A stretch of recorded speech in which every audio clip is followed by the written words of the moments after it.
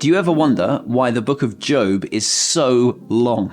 When surely it didn't need to be 42 chapters in length. After all, so much of the material has literally been going around in circles. Surely the writer could have edited down some of this material, summarized some of the exchanges. Surely the Holy Spirit, who inspired the scriptures, could have conveyed his point without such tedium and circularity. True. Unless one of the points that the Holy Spirit is seeking to make and to communicate is just how tedious it is to be on the receiving end of wrong theology and false accusations and misunderstandings. I think we are supposed to be tired out by the reading and studying of this book.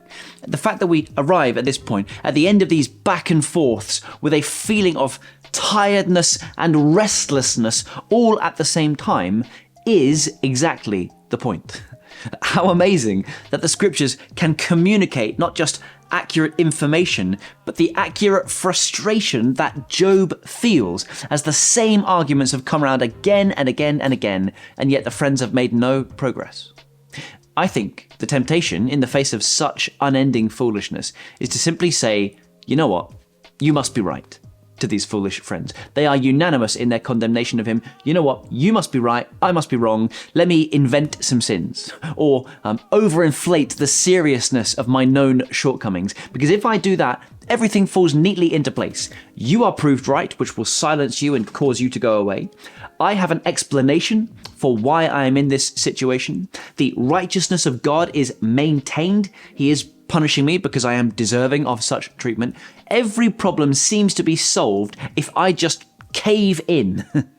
But Job, even now, refuses to do so. Just listen to this from verse 3. As long as I have life within me, the breath of God in my nostrils, my lips will not say anything wicked, and my tongue will not utter lies.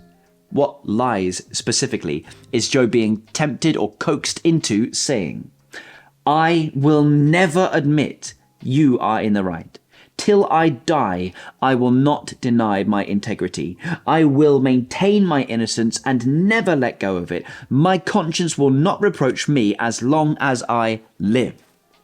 Job refuses to relinquish his integrity. He will not betray his former self for the sake of pleasing his present company.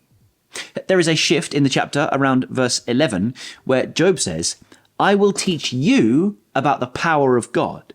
The ways of the Almighty I will not conceal. This is you plural, so he's not simply responding to the words of the previous friend, Bildad, but he is addressing the group at large now, instructing them as to the truth. Before all of this death and disaster, Job was a wise and respected man. Now, Job assumes the role of teacher once again. He doesn't know everything, but what he does know, he will share. Now, in the first instance, the strange thing about what Job teaches the friends is that he seems to agree with them. If you hadn't just read about Job insisting on his innocence, you would think Job is simply conceding the point. But he's not. There is something more complex going on.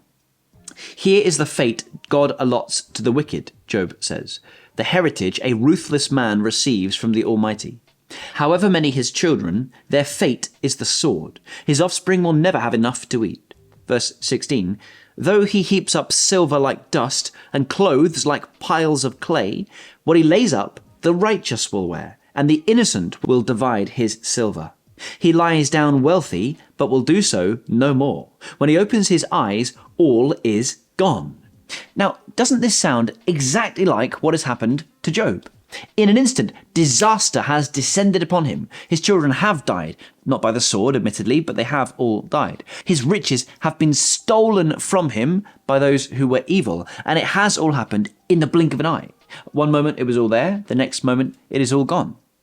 And so by affirming and insisting upon these two facts in this one chapter, Job is essentially asking the question, what other explanations might there be? Are there other things that God might be doing or allowing? Can both of these things be true? And the answer, we know, is yes. On an eternal timeline, statement A is true. All those who reject God do not get away with it in the end. Disaster befalls them.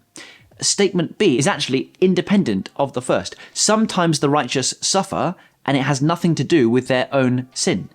Now, Job can't explain those things. Job doesn't know reasons why the righteous might suffer, but we, separated from the story, we can affirm both of these ideas, and we can see how they are both knit together, actually, in the purposes of God. The wicked, unrepentant will suffer for all eternity, and those who love God may suffer temporarily. But through that suffering, God is purifying his people in ways that are unseen even by us. He is bringing praise and glory to his name. Sometimes there are certain data points that we think are irreconcilable. You can think of many examples in the Bible, but the wise thing to do is to accept them both and to trust that in time we will have greater clarity than we do right now. We will understand more of the mind and the motives of God. And so in the meantime, we must simply trust him.